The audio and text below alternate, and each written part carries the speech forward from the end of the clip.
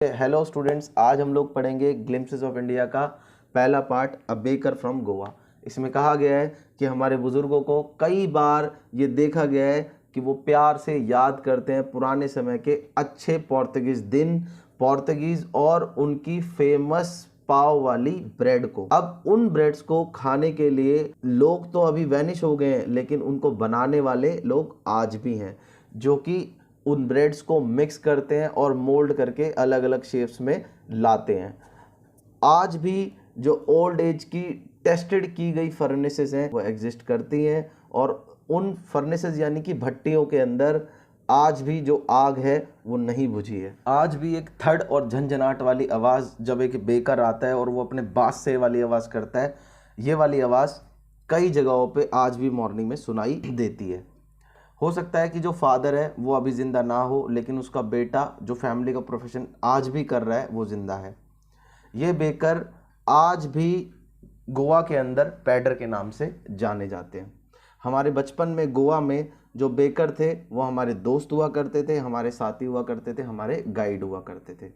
वो दिन में कम से कम 2 बार आते थे। एक बार तो जब वो मॉर्निंग में अपने सामान को बेचने जाते थे, और दूसरी बार जब वो अपनी टोकरी को, बड़ी सी टोकरी को खाली करके वापस आ जाते थे। जो झंझनाहट वाला साउंड उसके बम्बू से निकलता था वो हम सबको सुबह जगा देता था हमारी नींद से, और हम लोग भागे भागे जाते थे उससे मिलने और उसका स्वागत करने। अब हम लोग क्यों जाते थे? क्या हम लोगों को उन पाव से प्यार था?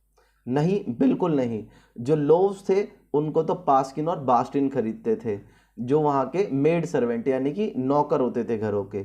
हम लोगों को क्या पसंद था? हम लोगों को तो ब्रेड बैंगल्स यानी कि चूड़ियों वाली ब्रेड पसंद थी, और हम लोग उन चूड़ियों वाली ब्रेड को बहुत ध्यान से चूज़ करते थे।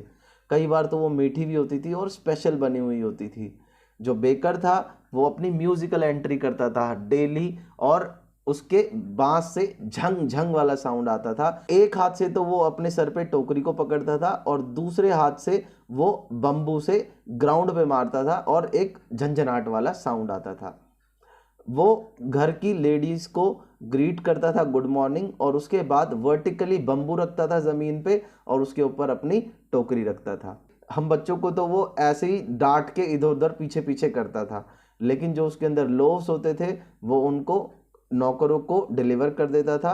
और हम लोग भी हार नहीं मानते थे। हम लोग कभी किसी बेंच पे चढ़ जाते थे या छोटी सी दीवार पे चढ़ जाते थे और ऊपर से झांकते रहते थे कि इस बास्केट के अंदर क्या है।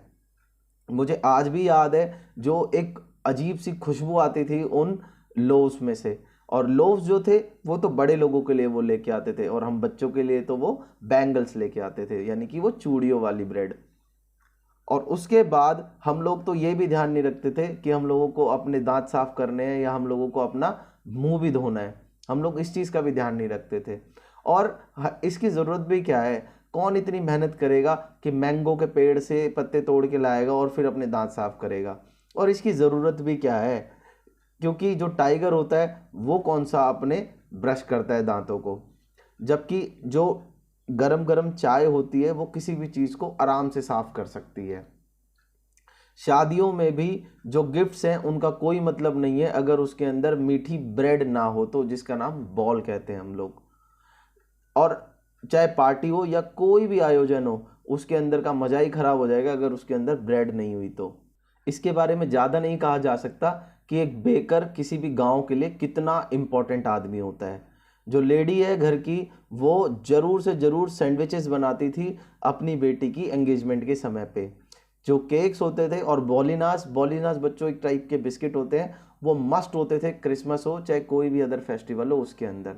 इसीलिए जो बेकर था उसकी भट्टी और उसका होना किसी भी गांव के लिए बहुत ही ज़्यादा ज़रूरी था। बेकर या ब्रेड सेलर उस टाइम का अजीब सी एक ड्रेस पहनता था जिसका नाम था कबाई। वो एक सिंगल पीस की लंबी फ्रॉक होती थी जो नीज से नीचे तक जाती थी।